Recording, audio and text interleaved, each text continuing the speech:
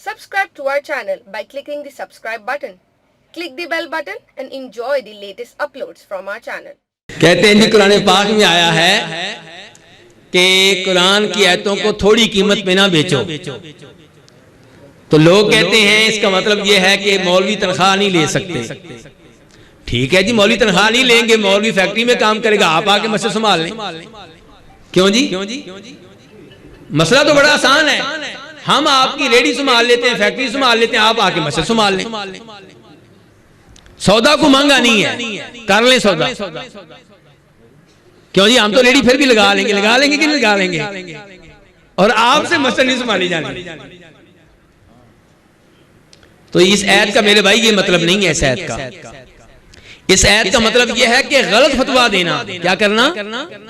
यानी कि यहूदी और ईसाई जो थे वो पैसे लेकर फतवा तब्दील कर दिया करते थे, कुरान की अपनी किताबों की आयतों को, अल्लाह के कलाम को तब्दील कर दिया करते थे। वरना नबी अलैहिस्सलातु वस्सलाम क्या फरमाते हैं? क्यों जी राना साहब, ये हदीस तो आपको याद होगी, कौन सी हदीस है बरा? सबसे बेहतर कमाई कौन सी है जी हाँ, कुरान पे जो आप कमाई लेते हैं वो बेहतरीन कमाई है। ये एक हदीस का मफहूम है, सही हदीस है बुखारी वगैरह की।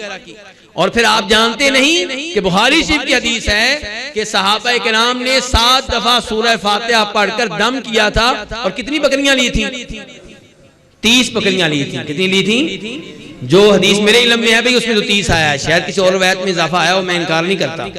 तो बहरहाल 30 बकरियां ली थी 7 दफा सूरह फातिहा पढ़कर। और फिर सहाबा किराम ने बकरियां ले तो ली, अब बाद में परेशान, पता नहीं हलाल है हमारे लिए, क्या हलाल नहीं है। तो कहा हम ऐसे तकसीम नहीं करेंगे, पहले अल्लाह के रसूल के पास चलते हैं, उनसे पूछते हैं। अल्लाह के रसूल ने उनको मुतमईन करने के लिए क्या कहा था? और किधर है बकरियां, मेरा हिस्सा भी रखो। तो बहरहाल मेरे भाई देखें, लोग कहते हैं जी नमाज पढ़ाने पे मुआवजा लेते हैं। नमाज पढ़ाने का मुआवजा नहीं है हाजी साहब, ये मुआवजा किस चीज का आप जानते हैं? देखें, मैं आजाद हूं, अगर आप मुझे मस्जिद का मौलवी मुकर्रर ना करें, इमाम मुकर्रर ना करें, तो मैं 5 वक्त की नमाजें पढ़ूंगा, लेकिन जरूरी नहीं कि आपकी मस्जिद में पढ़ूं। जिधर मैं गया हूंगा, जहां अजान होगी वहां पढ़ लूंगा। लेकिन आप कहते हैं कि हमारी मस्जिद में टाइम पे आना है, लेट भी नहीं होना। छुट्टी आपसे मांगी जाए, कहते हैं मौलवी साहब 1 महीने में 1 छुट्टी मिलेगी बस। ये पाबंदियां आप क्यों लगा रहे हैं? ये जो पाबंदियां लगा रहे हैं इस चीज का मुआवजा है, इसकी तनख्वाह है, जो आपने बांध कर रखा हुआ मौलवी साहब को, कहीं जाने नहीं देते। और अगर नागा करें तो आप घूरते हैं, अगर नमाज में लेट आए तो आप घड़ी की तरफ बार बार देखते हैं। तो ये इस चीज का मुआवजा है, इसकी कीमत है, वरना नमाज पढ़ने की कोई कीमत नहीं है।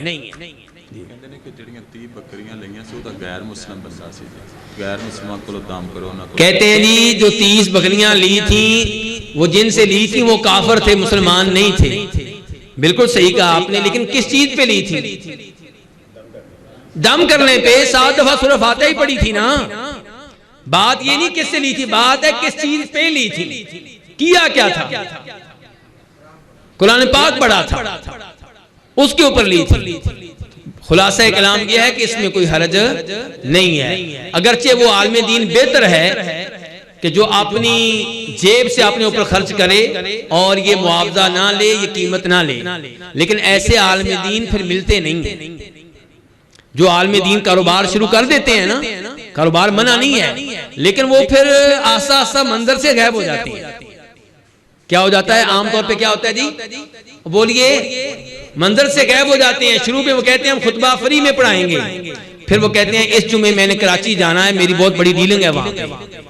फिर वो आस्ता आस्ता मस्जिद वालों से कहते हैं 2 जुमे मैं पढ़ाया करूंगा, 2 को आप ना को बंदोबस्त कर लें। फिर आस्ता आस्ता 2 से भी गए। आमतौर पे मैं सबकी बात नहीं कर रहा, मैं ये बार बार कह रहा हूं, सबकी बात नहीं कर रहा, लेकिन आमतौर पे वो तालिब इल्म जिनकी मस्जिद में बेइज्जती होती है, वो मस्जिद से मुतनफर हो जाते हैं, लोगों से मुतनफर हो जाते हैं। कहते हैं अपना कमाएंगे, अपना खाएंगे और दीन की फी सबिलिल्लाह खिदमत करेंगे, लेकिन मुआशरा उन उलमाए के नाम से आसा बिल्कुल महरूम हो जाता है। तो बहरहाल वो अफजल हैं इसके बावजूद जो दीन का भी हक अदा करें, जैसे हमारे अल्लामा इहसान ज़हीर रहमहुल्लाह थे। लेकिन ऐसा मैं कह रहा हूं बार बार, कोई कोई होता है, ऐसा कोई कोई होता है जो दीन का भी हक अदा करे और कारोबार का भी हक अदा करे। आमतौर पे आप कहेंगे कारोबार टाइम मांगता है जी, फिर आपने मस्जिद छोड़ देनी है आस्ता आस्ता।